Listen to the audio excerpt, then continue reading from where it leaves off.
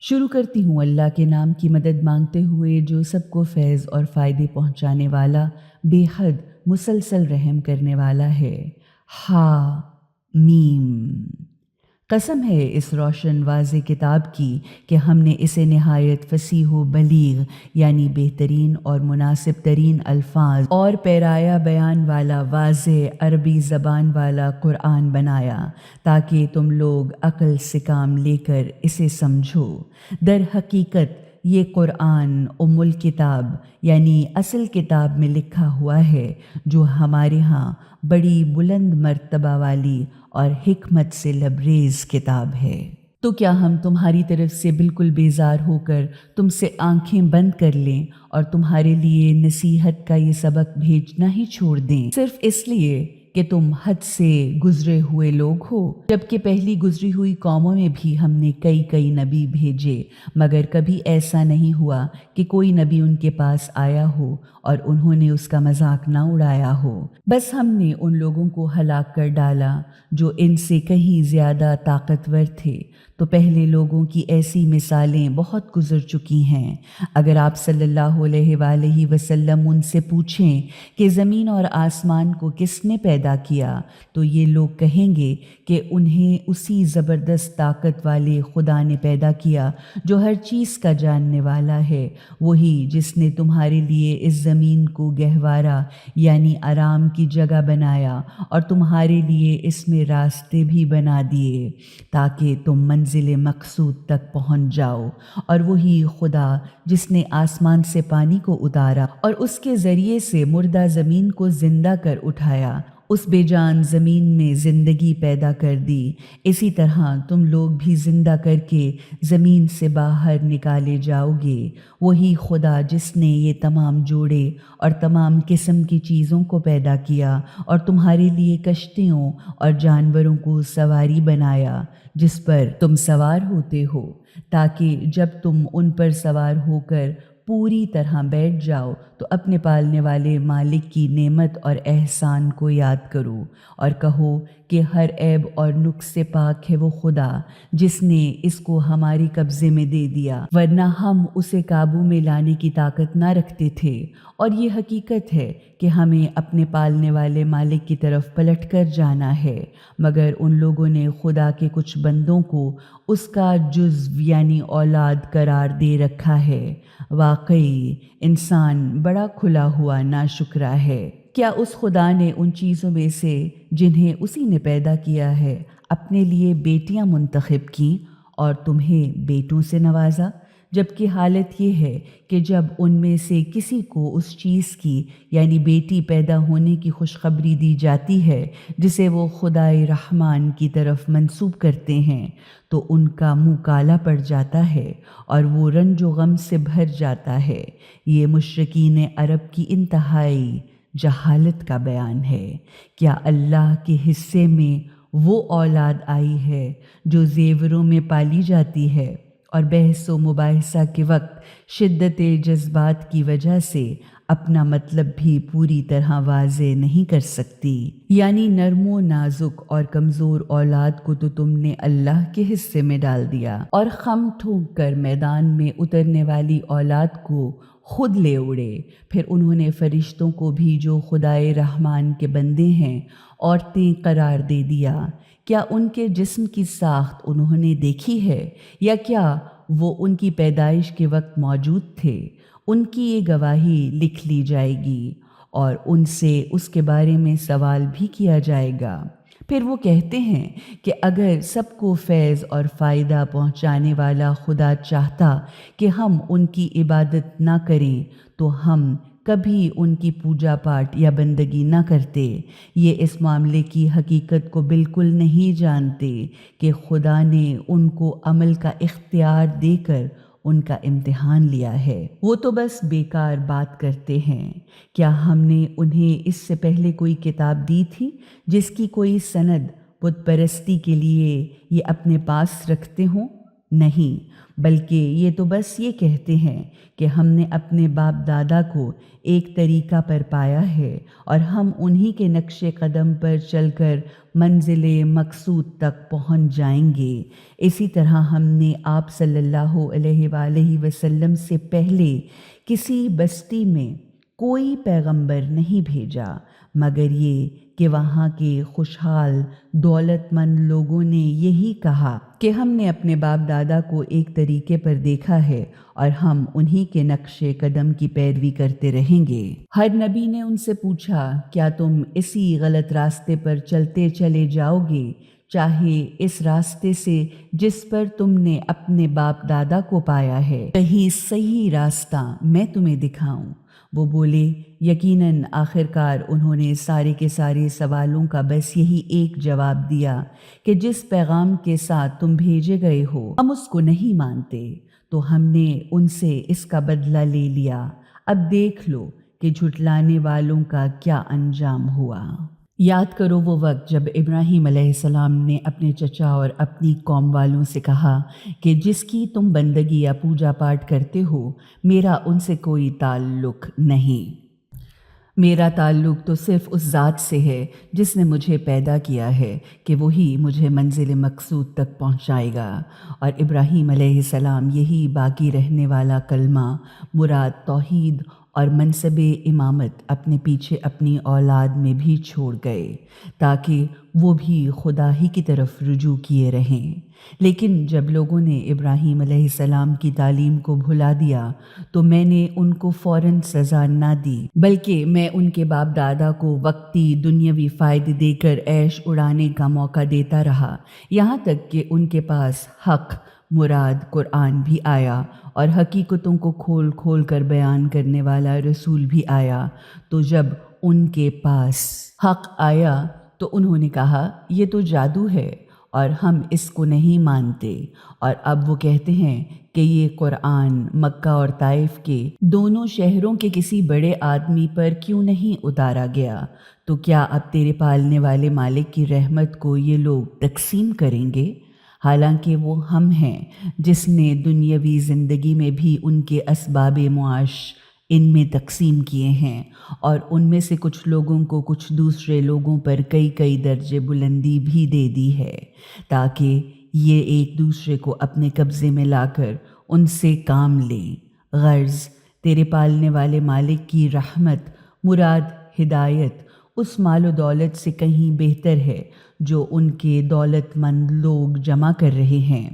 اگر یہ نتیجہ نہ ہوتا کہ سب کے سب لوگ ایک ہی طریقے کے گمراہ ہو جائیں گے تو ہم خدائے رحمان یعنی سب کو فیض اور فائدے پہنچانے والے خدا کا انکار کرنے والوں کے گھروں کی چھتوں اور ان کی سیڑھیوں تک کو جن پر وہ چڑھتے ہیں سونے چاندی کر دیتے، اور صرف یہی نہیں، ان کے گھروں کے دروازوں کو بھی وہ تخت جن پر وہ تکیے لگا کر بیٹھے ہیں اور طرح طرح کی آرائشیں ان سب کو سونے چاندی کا بنا دیتے، مگر یہ سب ہوتا اسی دنیا کی زندگی سے عارضی یا وقتی فائدہ اٹھانے کا ساز و سامان، لیکن آخرت کی دوسری زندگی تمہارے پالنے والے مالک کے ہاں صرف اور صرف برائیوں سے بچنے والے متقین کے لیے ہے، اور جو خدا کی یاد سے اندھا رہتا ہے اس پر ہم ایک شیطان کو مسلط کر دیتے ہیں اور وہ اس کے ساتھ ساتھ رہتا ہے، اور وہی شیاطین ایسے لوگوں کو سیدھے راستے پر آنے سے روکتے رہتے ہیں، جبکہ وہ لوگ اپنی جگہ یہ سمجھتے ہیں کہ ہم ہی صحیح راستے پر ہیں۔ آخر کار جب یہ شخص ہمارے پاس آتا ہے تو اپنے شیطان سے کہتا ہے، کاش میرے اور تیرے درمیان مشرق اور مغرب کا فاصلہ ہوتا، تو کتنا برا ساتھی ہے۔ اس وقت ان سے کہا جاتا ہے، جب تم ظلم کر چکے تو آج تمہارا یہ کہنا تمہیں کوئی فائدہ نہ دے گا، اب تم اور تمہارے یہ شیاطین سب کے سب خدائی سزا میں مشترک ہیں۔ تو کیا آپ صلی اللہ علیہ وآلہ وسلم بہروں کو آواز سنوائیے گا اور اندھوں کو راستہ دکھائیے گا، اور ان کو جو کھلی گمراہی میں پڑے ہیں ہدایت فرمائیے گا؟ ہمیں تو ان سے بدلہ ضرور لینا ہے، چاہے ہم آپ کو دنیا سے لے ہی کیوں نہ جائیں، یا ہم آپ کو ان کا وہ برا انجام آنکھوں سے دکھا دیں جس کا ہم نے ان سے وعدہ کیا ہے، کیونکہ ہم ان سے مقابلے میں پوری پوری قدرت رکھتے ہیں۔ تو آپ اس کتاب یعنی قرآن کو مضبوطی سے تھامے رہیے جو وحی کے ذریعے سے آپ کے پاس بھیجی گئی ہے۔ حقیقتاً آپ سیدھے راستے پر ہیں۔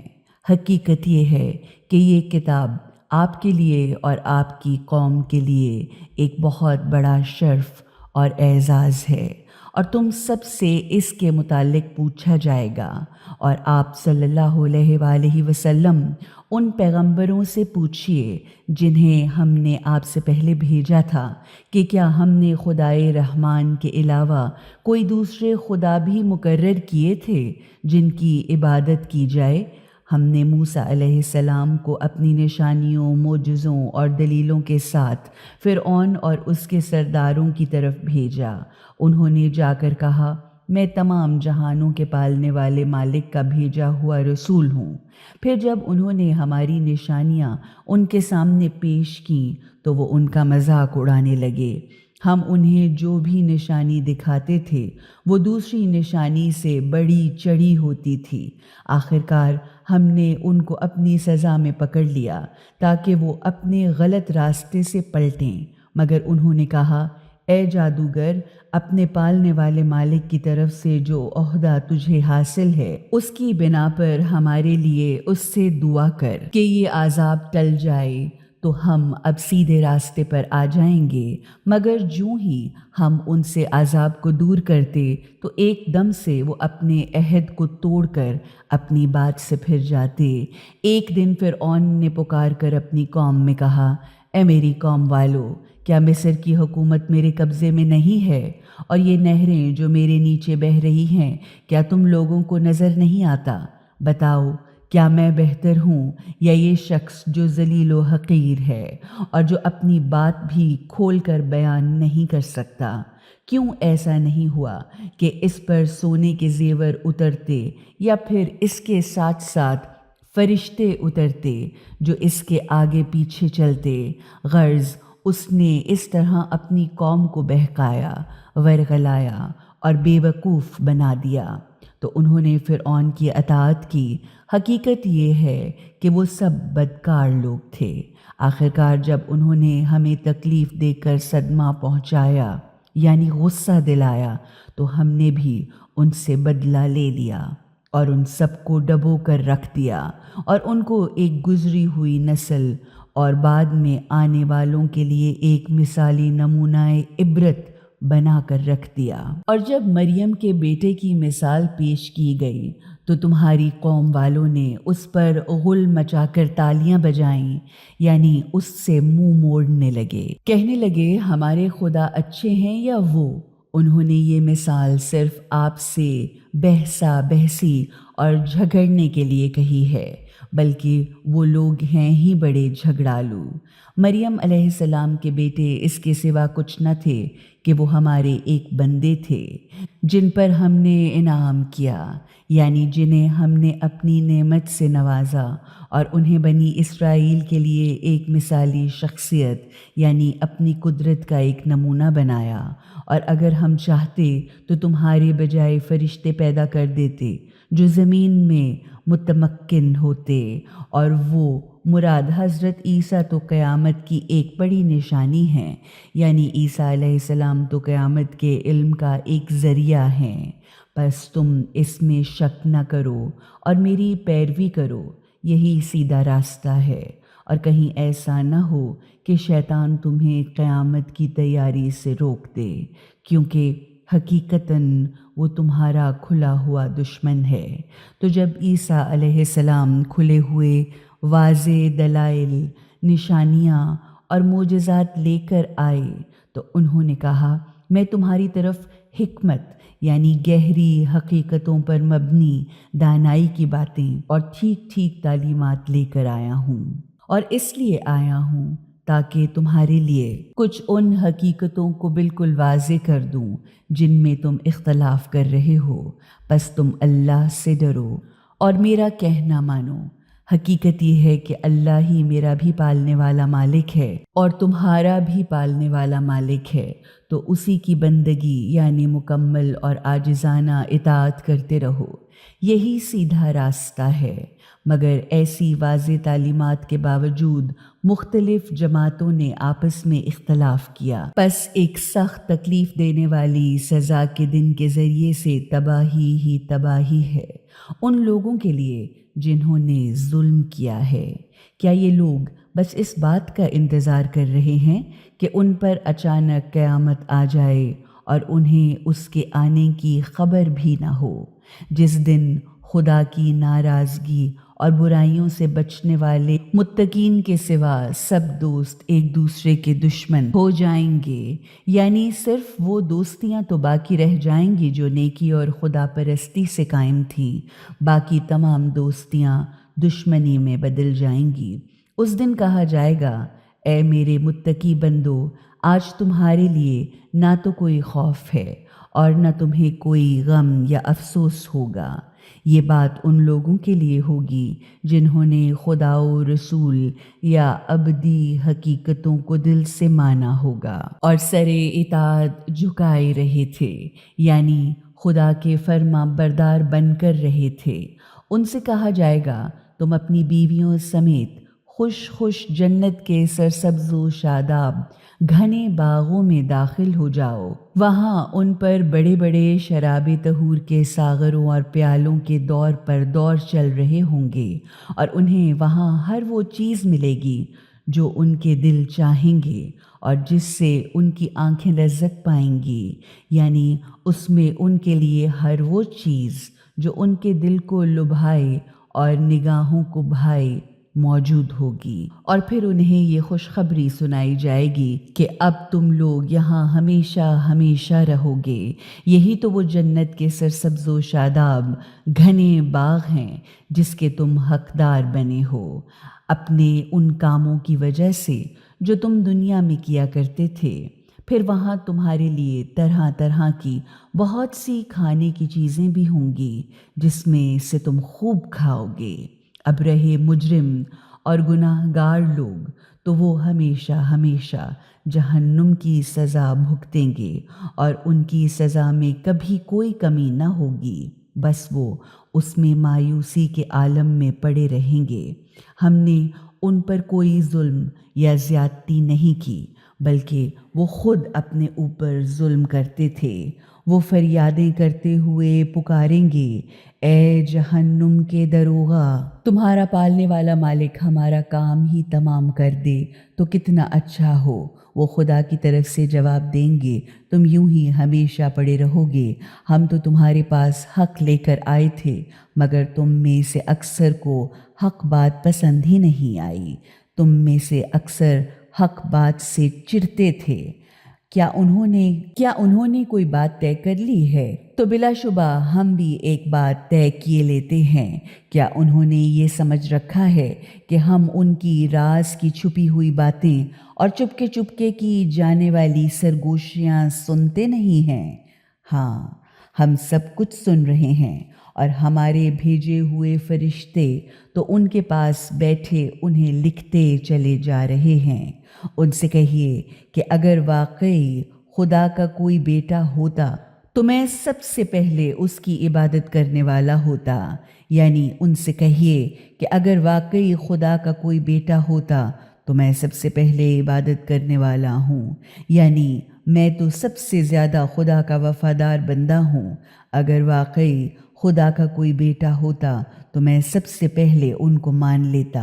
غرض میں کسی ضد کی وجہ سے اس کا انکار نہیں کرتا، بلکہ حقیقتاً خدا کا کوئی بیٹا ہے ہی نہیں۔ پاک ہے آسمانوں اور زمین کا پالنے والا مالک، جو عرش یعنی کائنات کی عظیم الشان حکومت کے تخت سلطنت کا مالک ہے، ایسی تمام باتوں سے جو وہ لوگ اس کی طرف منسوب کرتے ہیں۔ اچھا، انہیں چھوڑ دو کہ بحث و مباحثہ کرتے رہیں یہاں تک کہ یہ اپنا وہ دن دیکھ لیں جس کا انہیں خوف دلایا جا رہا ہے۔ وہی ایک آسمانوں کا بھی خدا ہے اور زمین کا بھی۔ وہ گہری حقیقتوں کے مطابق دانائی کے ساتھ بالکل ٹھیک کام کرنے والا بھی ہے اور ہر چیز کا جاننے والا بھی۔ بڑی برکت والا، بہت بلند و بالا ہے وہ جس کے قبضے میں زمین اور آسمانوں اور ہر اس چیز کی بادشاہی ہے جو زمین و آسمان کے درمیان ہے، اور اسی کے پاس قیامت کے آنے کے وقت کا علم ہے، اور اسی کی طرف تم سب پلٹائے جانے والے بھی ہو۔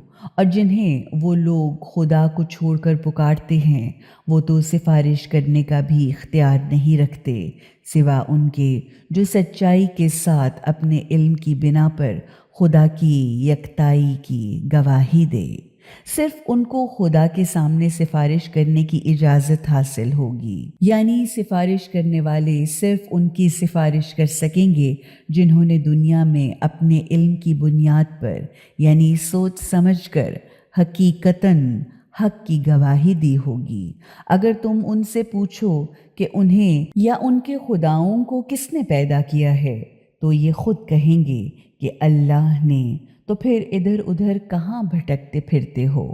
آپ صلی اللہ علیہ وآلہ وسلم اکثر کہتے رہے ہیں کہ اے میرے پالنے والے مالک، یہ لوگ تو کسی طرح ایمان نہیں لاتے، تو آپ ان سے چشم پوشی کر لیجئے اور کہیے بس خدا حافظ، بس ان قریب انہیں خود ان کا برا انجام معلوم ہو جائے گا۔